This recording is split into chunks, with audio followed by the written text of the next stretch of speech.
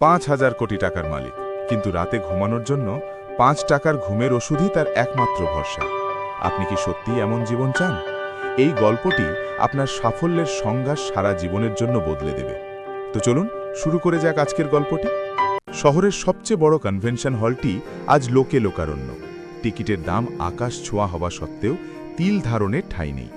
মঞ্চের মাঝখানে দাঁড়িয়ে আছেন দেশের শীর্ষ ধনী এবং সফল উদ্যোক্তা জনাব আরমান চৌধুরী।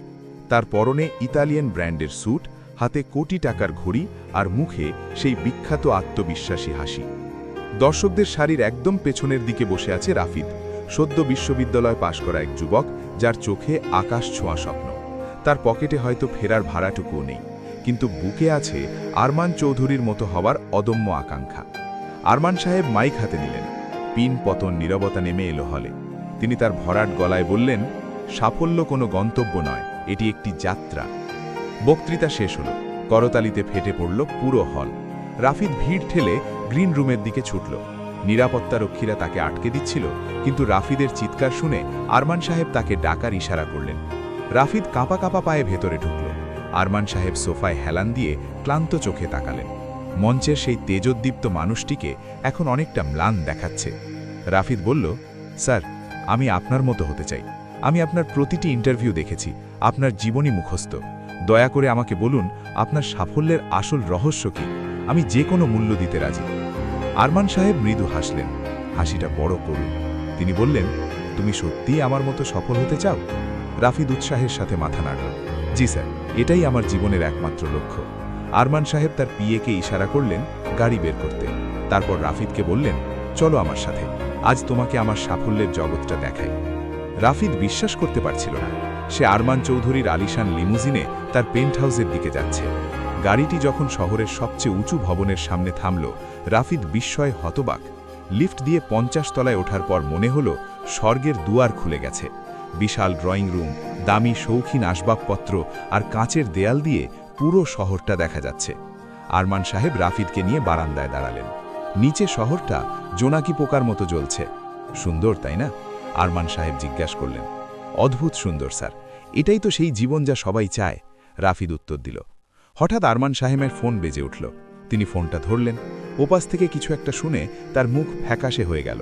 তিনি নিচু গলায় বললেন, ডাক্তার যা ভালো মনে করেন তাই করুন, টাকার চিন্তা করবেন না। ফোন রেখে তিনি একটা দীর্ঘশ্বাস ফেললেন। তারপর পকেট থেকে একটা পিলের কৌটা বের করে 2টো ওষুধ খেলেন। রাফিদ সাহস করে জিজ্ঞেস করল, স্যার, আপনি কি অসুস্থ?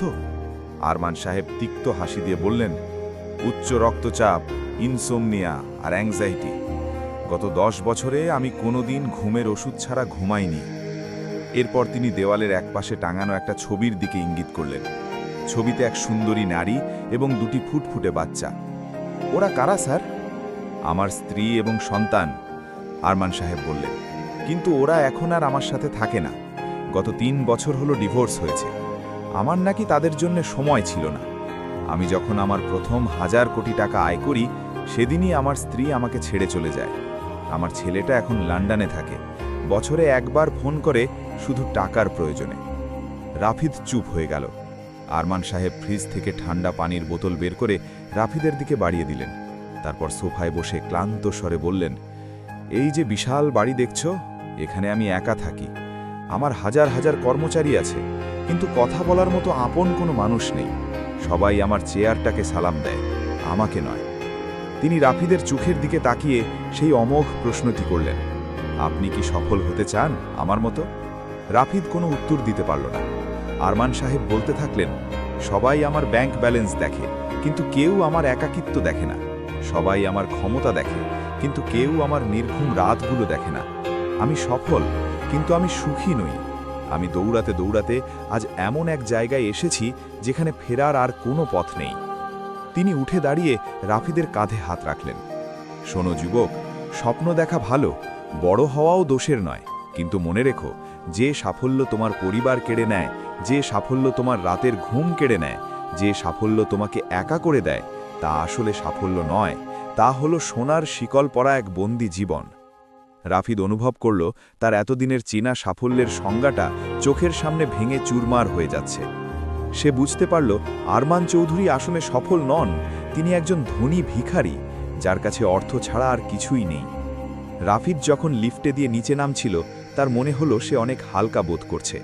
সে পকেট থেকে ফোনটা বের করে তার বাবাকে কল দিল। হ্যালো বাবা, কেমন আছো? মা কেমন আছে? আমি আজ রাতেই বাড়ি আসছি, একসাথে খাবো। ভবন থেকে বের হয়ে রাফিদ আকাশের দিকে তাকালো। তার পকেটে টাকা নেই, কিন্তু তার মনে এখন অঢেল শান্তি। সে সফল হতে চায়, তবে আরমান চৌধুরীর মতো নয়। সে এমন সাফল্য চায় যেখানে অর্থ থাকবে কিন্তু জীবনটা হারিয়ে যাবে না। রাফিদ বুঝতে পারল সত্যিকারের সাফল্য হলো দিন শেষে প্রিয়জনদের সাথে এক চিলটে হাসি ভাগ করে নেওয়া এবং রাতে নিশ্চিন্তে ঘুমাতে পারা। সে মনে মনে বলল, না স্যার, আমি আপনার মতো সফল হতে চাই না, আমি আমার মতো করে সফল হব। গল্পের শিক্ষা: সাফল্য মানে কেবল অর্থ বা খ্যাতি নয়, মানসিক প্রশান্তি, সুস্থতা এবং প্রিয়জনদের সাথে সুসম্পর্ক বজায় রাখাই হল প্রকৃত সাফল্য। অন্ধের মতো দৌড়াতে গিয়ে যেন আমরা জীবনটাকেই হারিয়ে না ফেলি। বন্ধুরা, ভিডিওটি শেষ করার আগে একটি প্রশ্ন: আপনার কাছে জীবনের আসল সার্থকতা কি?